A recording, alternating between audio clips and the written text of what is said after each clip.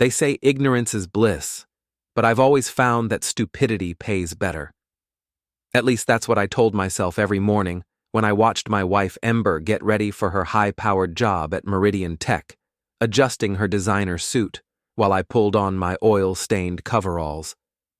My name is Tanner Jossman, and I fix cars for a living. Not glamorous, but it pays the bills and keeps my hands busy while my brain works on more interesting problems. Like why my wife of 12 years suddenly started working late every Tuesday and Thursday, or why she'd started password protecting her phone after leaving it unlocked for a decade. The answer came on a gray Thursday afternoon in October, delivered with the casual cruelty that only technology can provide. Ember was in the shower, and her phone buzzed on the nightstand. Old habits made me glance over. We'd always checked each other's messages when the other was busy.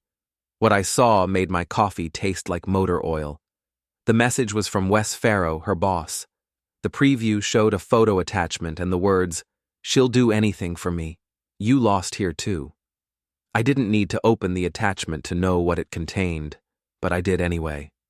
There was my wife, perched on the edge of Wes's mahogany desk, skirt hiked up, company badge dangling between her breasts, looking at the camera with an expression I hadn't seen directed at me in years. The shower was still running. Steam crept under the bathroom door like fog rolling off the harbor. I had maybe 3 minutes before Ember emerged, wrapped in her Egyptian cotton towel, smelling like expensive shampoo and lies. I took a photo of her phone screen with my own device, then typed a single-word reply. Lost? I didn't wait for an answer. Instead, I walked to Ember's home office, the spare bedroom she'd converted into her personal command center, complete with dual monitors and a filing cabinet she thought I'd never noticed her locking. The password to her laptop was taped under her keyboard, written in her neat handwriting, Meridian 2019. People never change, especially the ones who think they're smarter than everyone else. Her email opened like a book I'd been forbidden to read. 6 years of correspondence with Wes Farrow stretched back through the folders. 6 years of increasingly intimate exchanges, expense reports for hotel rooms I'd never seen, and something that made my jaw clench, a document titled Tanner File. Wes had been keeping score against me since high school. Every perceived slight, every small victory I'd managed in our overlapping social circles, every time I'd gotten something he wanted. The list was petty, detailed, and 23 years long. At the bottom, in red text, final score pending, Ember acquisition, complete. The shower stopped running. I closed the laptop, erased the browser history, and walked back to the kitchen. By the time Ember emerged, pink-cheeked and humming some tune I didn't recognize, I was reading the sports section and drinking my coffee like nothing had changed. "Morning, honey," she said, kissing the top of my head with lips that had been places I was trying not to think about. "I might be late tonight. Big presentation tomorrow." "Tuesday presentation?" I asked without looking up from the paper. She paused, coffee mug halfway to her mouth. "Thursday presentation. Today's Thursday, Tanner." "Right. My mistake." She studied my face for a moment, those sharp green eyes that had first attracted me now feeling like searchlights. "You okay? You seem distracted." "Just thinking about the Henderson transmission. Complex problem."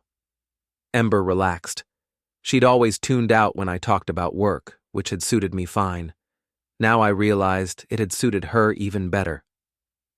"Well, don't let it consume you," she said, gathering her purse and laptop bag. "Some problems aren't worth the effort." After her BMW pulled out of the driveway, I sat in the silence of our house, her house, really, since she'd paid for most of it, and felt something shift inside my chest. Not heartbreak, not rage, something colder and more useful. I picked up my phone and scrolled to a contact I hadn't called in months. Pierce Eldrow, my old college roommate who'd become a forensic accountant. Pierce specialized in finding money that didn't want to be found and people who didn't want to be caught. "Tanner?" Pierce's voice carried surprise and wariness in equal measure. This is unexpected. I need a favor, Pierce. A big one. How big? Nuclear. Pierce was quiet for a long moment. We'd been friends for 20 years, and he knew I didn't use words carelessly. What's the target? Meridian Tech, specifically Wes Farrow and anyone in his immediate orbit. Including Ember? So he'd suspected. Pierce had always been too observant for his own good, and definitely too observant for other people's comfort, especially Ember. When do we start? We already have. I hung up and walked to my garage, where my real workshop waited. Most people saw the car lifts and tool chests, but tucked in the corner was my other profession, computer repair and data recovery. I'd been building and fixing computers since I was 12, back when Wes Farrow was still trying to figure out how to use a calculator. Ember thought I was just a grease monkey. Wes thought I was a loser who'd peaked in high school. They were about to learn that underestimating people is an expensive mistake. I fired up my workstation and cracked my knuckles. Time to show them what losing really looked like. Before we dive deeper into this story, I have one small request. Please subscribe, drop a like, comment, and hit that hype button to boost this channel so more people can discover these incredible Reddit stories. The rusty clutch hadn't changed in 15 years, which was exactly why I liked it. Same cracked vinyl booths, same neon beer signs casting red and blue shadows on the walls, same smell of fried food and broken dreams. It was the kind of place where a man could think without interruption, especially at 2 in the afternoon when the lunch crowd had cleared out and the evening drinkers hadn't arrived yet. Pierce slid into the booth across from me, looking like an accountant trying to dress down, khakis instead of suit pants, polo shirt instead of dress shirt, but still carrying a leather portfolio that probably cost more than most people's car payments. "You look terrible," he said by way of greeting. "Thanks. You look like you're about to audit someone's soul." Pierce grinned and opened his portfolio. "Funny you should mention that. I spent the morning pulling preliminary financial data on Meridian Tech. Interesting company." Define interesting. The kind of interesting that makes the IRS wake up in a cold sweat. Wes Farrow has been very creative with his expense reports. Hotel rooms charged as client meetings, restaurant bills that would feed a small army, and my personal favorite, a weekend in Atlantic City, categorized as team-building exercises. I sipped my coffee, which tasted like it had been brewing since the Clinton administration. How creative are we talking? Conservative estimate? 40,000 in questionable expenses over the past 2 years. Liberal estimate, closer to 75. That's audit territory. That's termination territory, assuming someone were to compile the evidence and present it to the right people. Pierce slid a manila folder across the table. Inside were printouts of expense reports, credit card statements, and what looked like surveillance photos of Wes entering various hotels. "Where did you get these?" "I have friends in interesting places. The question is, what do you want to do with them?" I closed the folder and met Pierce's eyes. I want to ruin him, completely. I want Wes Farrow to lose everything he thinks makes him special. And Ember? The question hung in the air like smoke from the grill. Pierce waited while I worked through the implications, the consequences, the point of no return I was about to cross. "She made her choice," I said finally. "Now she gets to live with mine." Pierce nodded and pulled out his phone. "I'll need access to their email systems. Can you handle that?" "Already working on it. Ember's been logged into her work account on our home computer for months. Session cookies are a beautiful thing." "What about Wes?" "Leave that to me." We spent the next hour planning what Pierce called the cascade, a series of revelations and discoveries that would appear natural to outside observers, but would systematically destroy both Wes and Ember's professional reputations. The beauty of the plan was its simplicity. We weren't going to frame them for anything they hadn't actually done. We were just going to make sure the right people found out about it. By 4 o'clock, I was sitting in my car in the Meridian Tech parking garage, waiting for Wes to make his usual afternoon coffee run. The man was a creature of habit, which made him predictable. Predictable people were easy to manipulate. His silver Audi pulled into its reserved spot at 4:17 p.m. Wes climbed out, checking his phone and smoothing his tie. Even from 50 feet away, I could see the smug satisfaction on his face. He thought he'd won something. He thought taking my wife made him superior. He was about to learn the difference between winning and surviving. I waited until he disappeared into the elevator, then walked over to his car. The Audi was his pride and joy, detailed every week, premium everything, the kind of car a man bought to prove his worth to people who didn't care about his worth. The magnetic GPS tracker went under the rear bumper.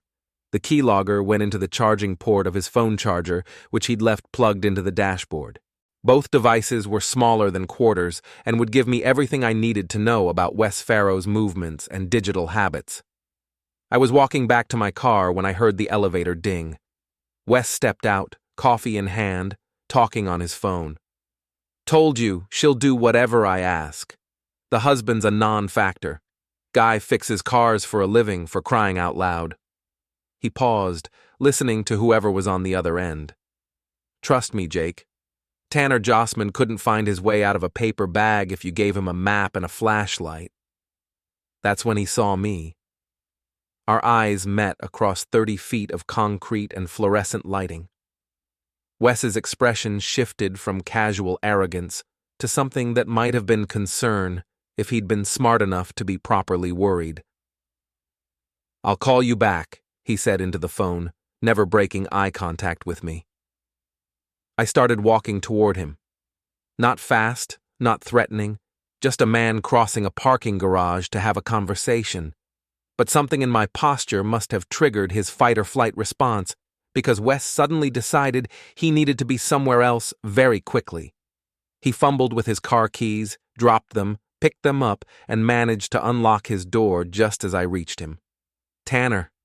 What a surprise." "Hello, Wes. Nice car." "Thanks. Look, I'm running late for a meeting." "Funny thing about meetings," I said, leaning against his driver's side door so he couldn't close it. "Sometimes they get canceled. Sometimes people don't show up. Sometimes the whole thing falls apart when you least expect it." Wes's face had gone pale under his expensive tan. "I don't know what you're talking about." "Sure you do. You've always been good at talking, Wes. Remember high school debate team?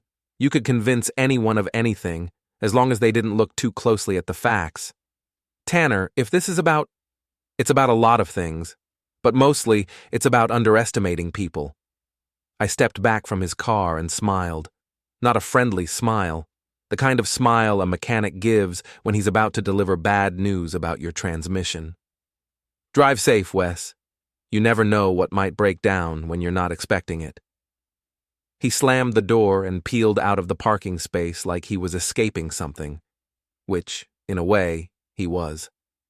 I walked back to my truck and checked my phone. The GPS tracker was already transmitting. Wes was heading toward downtown, probably to meet whoever he'd been talking to on the phone. My phone buzzed with a text from Pierce. "Phase 1 complete. Audit request submitted to Meridian's internal compliance office. Anonymous tip about expense irregularities in the executive suite." I typed back, "Phase 2 in progress. Target acquired." The cascade had begun. Ember came home at 11:30 p.m., which was late even by her recent standards. I was in the living room reading a book about digital forensics and pretending to watch television. She kicked off her heels in the entryway and padded into the kitchen in her stocking feet. "Sorry I'm so late," she called out. "Crisis at work. Compliance is doing some kind of internal audit, and everyone's running around like their hair's on fire." "Sounds stressful," I said, not looking up from my book. "You have no idea. They're going through expense reports with a fine-tooth comb. Poor Wes is beside himself." Poor Wes. I marked my page and walked into the kitchen, where Ember was pouring herself a glass of wine from a bottle that cost more than most people's weekly grocery budget. "What kind of audit?" "Financial compliance. Someone submitted an anonymous tip about irregularities in the executive suite. She took a large sip of wine. It's probably nothing, but you know how these corporate investigations go. Guilty until proven innocent. Must be hard on morale. It's a nightmare. Half the staff thinks someone's about to get terminated, and the other half is worried about their own expense reports. I opened the refrigerator and grabbed a beer, using the moment to study Ember's reflection in the stainless steel surface. She looked tired, stressed, and something else I couldn't quite identify. Guilty, maybe. Or scared. Anyone in particular worried about their expenses? I asked. What do you mean? Just wondering if anyone has reason to be concerned about an audit. Ember set down her wine glass and turned to face me. Why are you asking so many questions about my work? Can't a husband take interest in his wife's career? You've never shown interest before. Maybe I'm trying to be more supportive. She studied my face with those sharp green eyes, looking for something she couldn't quite name. You're acting strange, Tanner. Ever since this morning, you've been different. Different how? I don't know. More attentive, like you're paying attention to things you usually ignore. I took a long pull from my beer and shrugged. Maybe I'm finally growing up. Ember didn't look convinced, but she didn't push the issue. Instead, she finished her wine and announced she was going to bed. I stayed downstairs until I heard the shower running, then slipped into her office. Her laptop was still logged into the Meridian system. I opened her email and began forwarding select messages to an anonymous account Pierce had set up. Not everything. That would be too obvious. Just the messages that painted a clear picture of her relationship with Wes, along with a few expense reports that showed her participating in his creative accounting. The shower stopped. I closed the laptop and erased the browser history, then returned to the living room just as Ember emerged from the bathroom in her silk pajamas. Coming to bed? She asked. In a few minutes. Want to finish this chapter. She kissed the top of my head again, and I caught a whiff of her shampoo mixed with something else. Cologne. Not mine. After she went upstairs, I checked my phone. The GPS tracker showed Wes's car parked outside a downtown condo building I didn't recognize. Cross-referencing the address with public records showed it belonged to Jake Morrison, Meridian's chief financial officer. Interesting. Wes was meeting with the CFO at 11 p.m. on a Thursday night, right in the middle of a financial compliance audit. Either they were working very late to address the irregularities, or they were coordinating their stories. I sent the information to Pierce along with copies of the emails I'd forwarded from Ember's account. His response came back within minutes. Beautiful. Jake Morrison has his own expense issues. This gets better by the hour. Friday morning brought the first real crack in their facade. Ember's phone rang at 6:30 a.m., waking us both.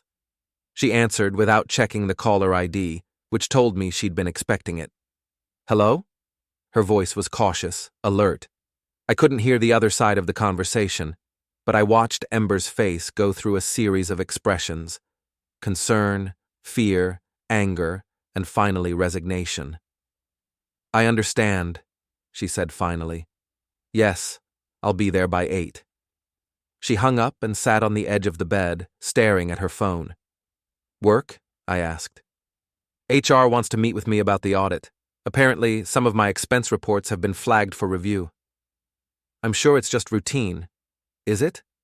She turned to look at me, and for the first time in months, I saw genuine vulnerability in her eyes. Tanner, if something happens to my job, what would happen to your job? I don't know, maybe nothing. But if the audit finds irregularities, if someone's been falsifying expense reports or misusing company funds— Have you been falsifying expense reports? The question hung in the air between us. Ember opened her mouth to answer, then closed it again. In that moment of hesitation, I saw everything I needed to know. I should get ready, she said finally. I watched her gather her clothes and disappear into the bathroom. While she was getting dressed, I checked the GPS tracker. Wes's car was already at the Meridian building.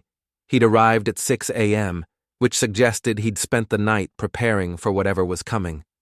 My phone buzzed with a text from Pierce.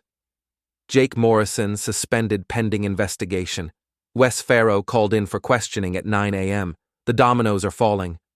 I smiled and deleted the message. Ember emerged from the bathroom, looking like she was dressed for battle.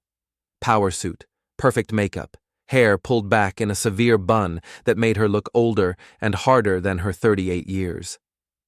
"Wish me luck," she said, kissing my cheek. "You don't need luck," I told her. "You just need the truth." After she left, I drove to the Meridian building and parked across the street in a coffee shop parking lot. From there, I had a clear view of the executive entrance and the parking garage. At 8:47 a.m., I watched Wes's silver Audi pull into the garage. At 9:15, I saw him walking toward the building, moving like a man heading to his own execution. My phone rang. Pierce. "You watching the show?" he asked. "Front row seats. Internal audit just found $47,000 in questionable expenses tied to Wes's department. Ember's signature is on half the approval forms." "How long before they connect the dots?" "They already have. HR is meeting with her right now, and Wes is upstairs with legal. My source says they're both looking at suspension pending a full investigation." I watched the building's windows, trying to imagine the conversations happening behind the glass. Wes and Ember had thought they were so clever, so careful. They'd thought they could take whatever they wanted without consequences. They were about to learn the difference between taking and earning. "What's next?" I asked Pierce. "Now we wait, and we make sure the right people know about the personal relationship between Wes and Ember. Nothing destroys a defense like a conflict of interest." I hung up and drove home, where I spent the rest of the day preparing for Phase 3. Because while Pierce was handling the professional destruction, I had something more personal in mind for Wes Farrow. Something that would remind him why underestimating people was such a dangerous mistake. Ember didn't come home Friday night. She called at 7 p.m. to tell me she was staying at her sister's place, needed some time to think, had to figure out what her next move should be. Her voice sounded hollow, defeated in a way I'd never heard before. "The suspension is temporary," she said, "just until the investigation is complete." "What did HR say exactly?" "They found irregularities in expense reporting. Wes and I both signed off on charges that don't have proper documentation. Hotel rooms, restaurant bills, travel expenses that can't be verified." "Sounds serious." "It is serious, Tanner. If they decide we knowingly falsified reports, it's not just termination, it could be criminal charges." I made appropriate sympathetic noises while mentally calculating how long it would take for the investigation to uncover the full scope of their relationship. Pierce had been thorough in his evidence compilation, but corporate investigations moved slowly, carefully, building cases that would stand up in court if necessary. "I'm sure it will work out," I told Ember. "You're good at your job." "Am I? Sometimes I wonder if I'm good at anything." The vulnerability in her voice almost made me feel sorry for her. Almost. Saturday morning brought unexpected visitors. I was in the garage working on the Henderson transmission and monitoring Wes's movements via GPS when Pierce pulled into my driveway, followed by a black sedan I didn't recognize. The sedan's driver was a woman in her 50s, dressed like a federal agent, but carrying herself like someone who'd spent time in corporate boardrooms. Pierce introduced her as Angela Reeves, a forensic accountant who specialized in white-collar crime. "Mr. Jossman," she said, shaking my hand with a grip that could crack walnuts. "Pierce has told me about your situation. I understand you're looking for justice." "I'm looking for the truth to come out. Sometimes they're the same thing, sometimes they're not." Angela opened her briefcase and pulled out a tablet computer. "I've been reviewing the evidence Pierce compiled, along with some additional information I've gathered independently.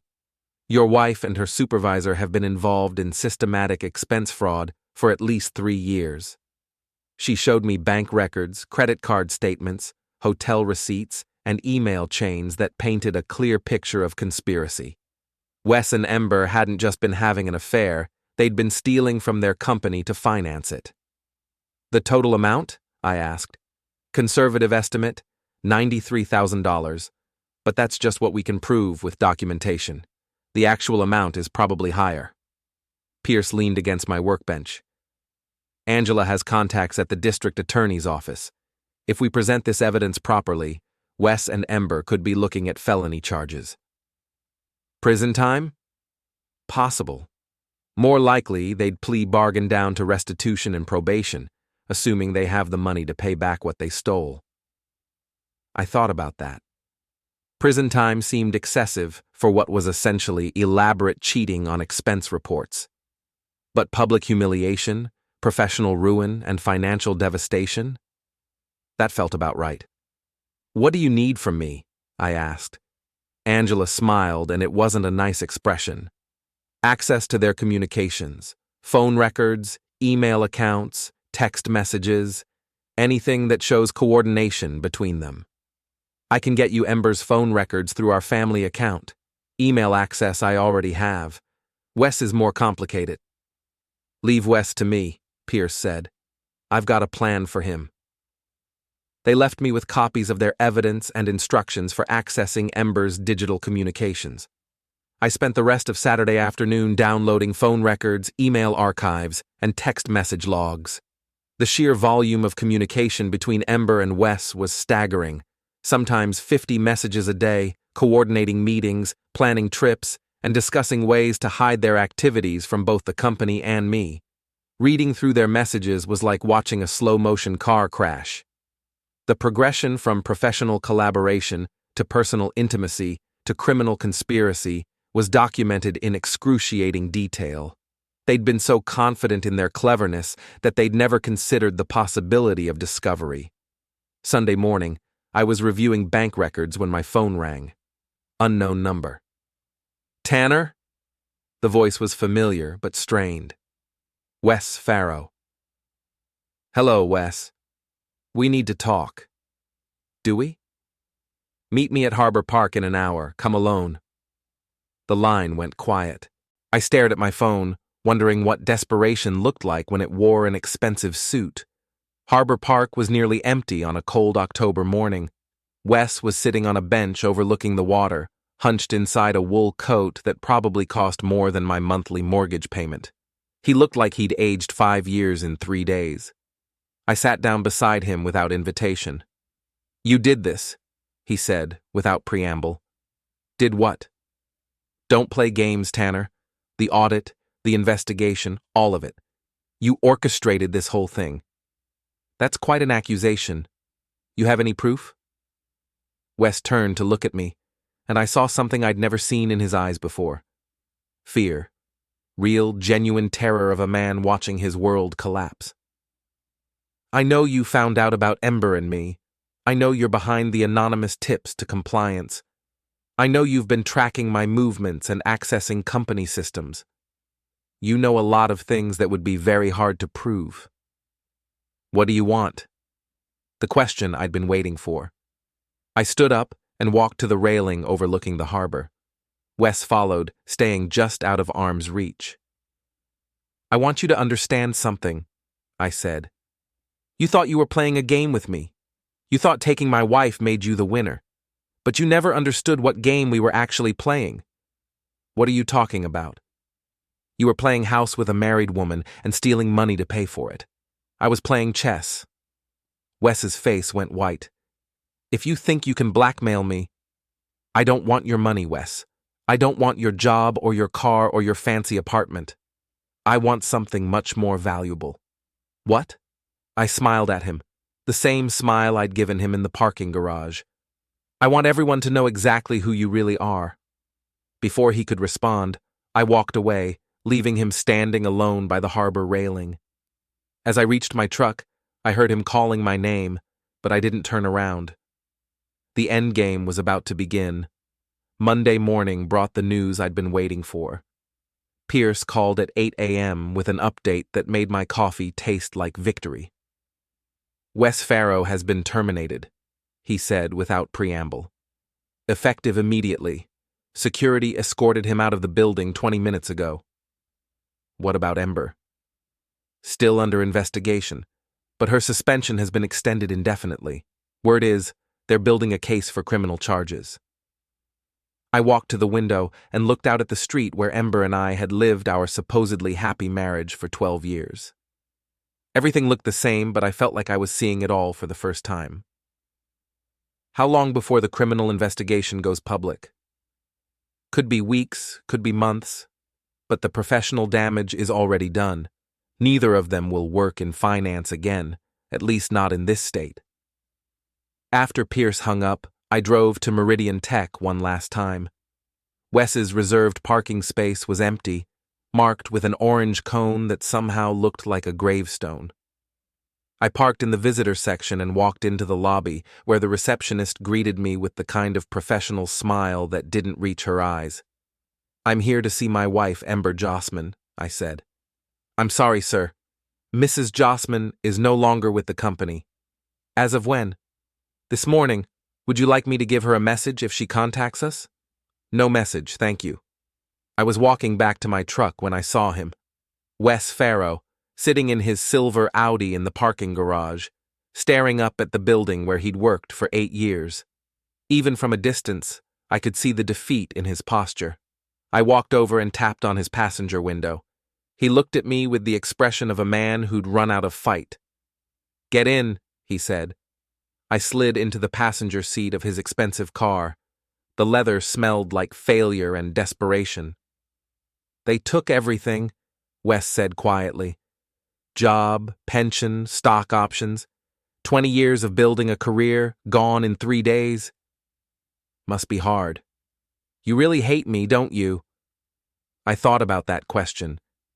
Did I hate Wes Farrow? Or did I just hate what he represented? The entitled assumption that he could take whatever he wanted without consequences. "I don't hate you, Wes. I just think you're a weak man who confused taking things with earning them." He laughed, but there was no humor in it. "You know what's funny? I always thought you were the weak one. Guy who peaked in high school, married above his station, never amounted to anything. Maybe I didn't amount to much, but I never pretended to be something I wasn't.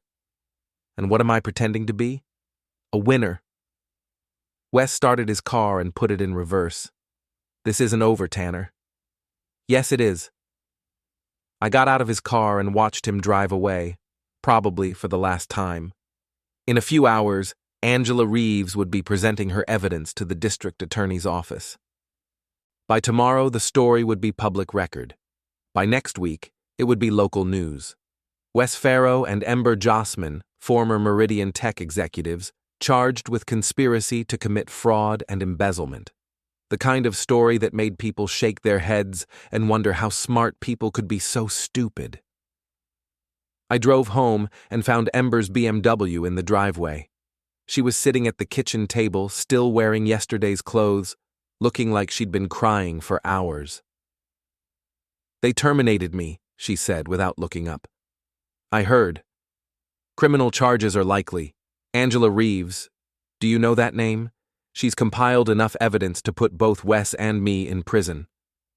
I poured myself a cup of coffee and sat down across from her. "How much did you steal?" Ember's head snapped up. "Steal? We didn't steal anything, we just bent some rules about expense reporting." $93,000 worth of bent rules. Her face went pale. "How do you know that number?" "Because I've been watching, Ember. For months I've been watching and waiting and documenting everything you and Wes thought you were hiding. You've been spying on me. I've been protecting myself. There's a difference." She stared at me like she was seeing me for the first time. "You orchestrated all of this. The audit, the investigation, everything. I provided information to people who knew what to do with it." "Why?" Her voice was barely a whisper. "Why would you destroy my life like this?" I leaned back in my chair and studied the woman I'd married 12 years ago. She looked older now, harder, like someone who'd been forced to confront truths she'd spent years avoiding. "You destroyed your own life, Ember. I just made sure people found out about it." "What happens now?"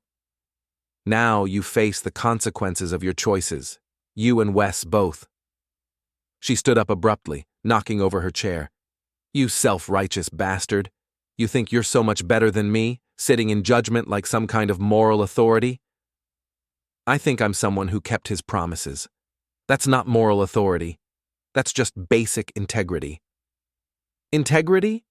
She laughed, but it sounded more like a sob. You want to talk about integrity? You violated my privacy, hacked my accounts, spied on me for months. What kind of integrity is that? The kind that exposes liars and thieves. Ember grabbed her purse and headed for the door. I'm staying at my sister's.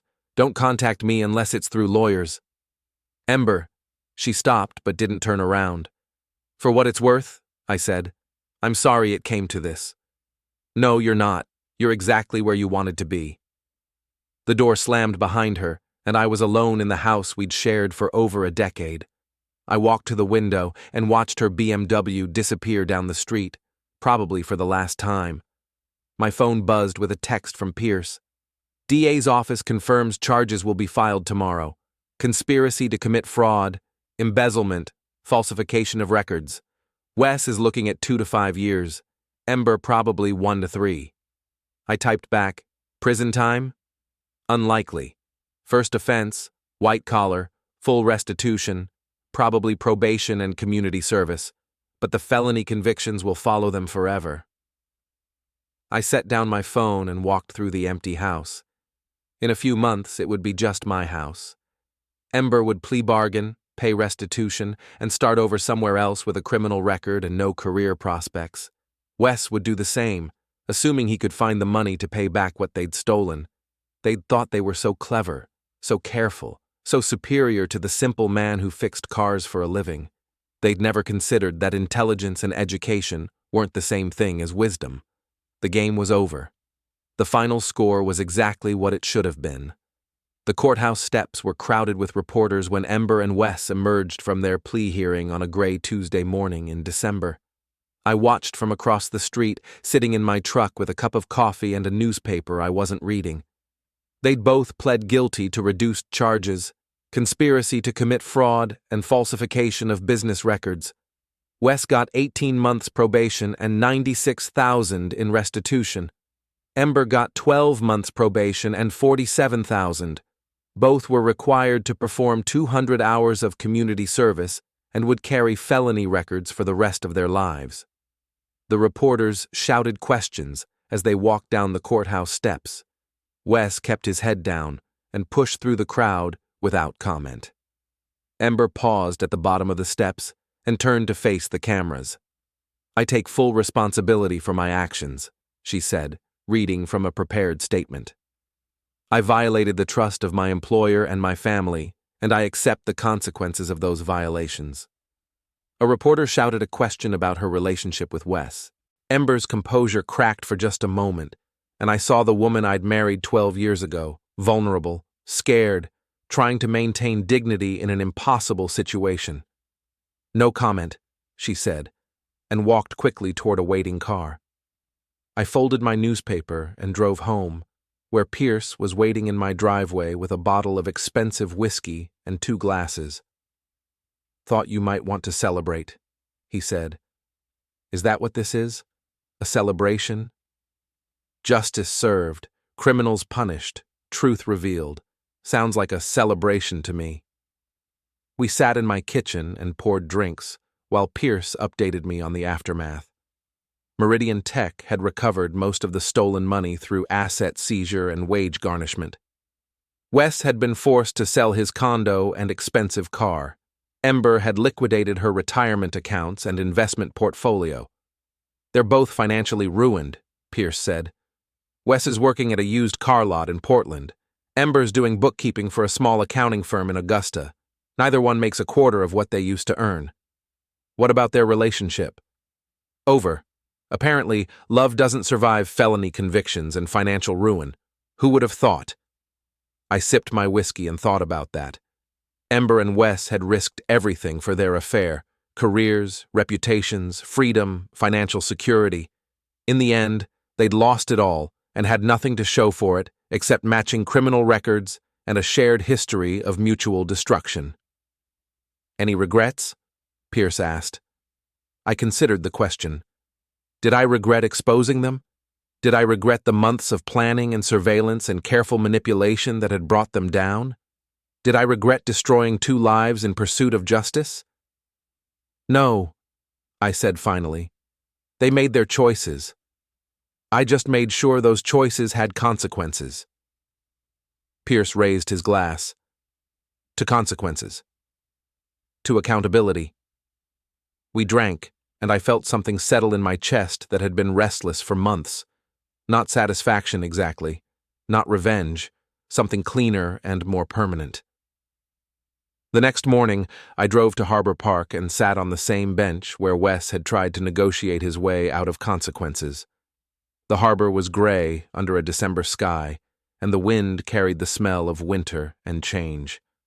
My phone buzzed with a text from an unknown number. I hope you're happy. You got what you wanted. I recognized Ember's new phone number and deleted the message without responding. There was nothing left to say to her, nothing left to explain or justify or defend.